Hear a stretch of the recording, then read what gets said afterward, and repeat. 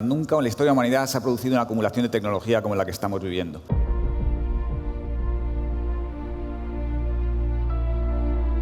The network structure of politics has been revolutionized in the space of less than 10 years. Efectivamente, a través de la educación puede cambiarse el mundo. Learning to learn has become really urgent because young people in the future will have to reinvent themselves in successive ways.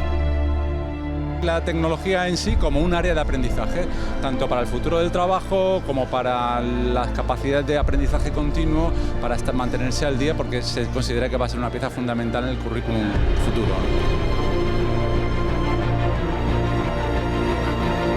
Y por eso desde Telefónica y desde la Fundación Telefónica creemos que la digitalización, este proceso de transición digital, si hay dos cosas que tiene que ser, es inclusiva y justa. Pero no es el tiempo de la tecnología ya está aquí.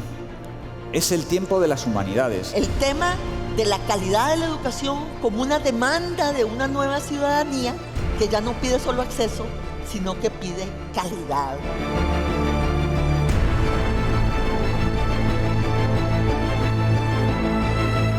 You're a lawyer, you can only practice in your own country. You cannot do it globally. Well, that is not true anymore. The value of information now is zero. That is for the machines. La conectividad es lo que va a permitir que cualquier alumno pueda ser un alumno digital. Que necesitamos todas las disciplinas. La tecnología no se les puede dejar solo a los tecnólogos y a los científicos. La facilidad de aprender se va a incrementar dramáticamente. Lo importante es que esté disponible para todos, no para pocos. Algún día habrá que volver a poner sobre la mesa que la educación es el gran reto del futuro. Hemos abierto la compañía a través de Guaira y otras plataformas a la innovación, porque no hay nadie que vaya a descubrirlo todo solo. Un reto para la propia universidad, que es conciliar esa educación más técnica, más digital que se requiere en los tiempos, pero manteniendo determinados conceptos transversales.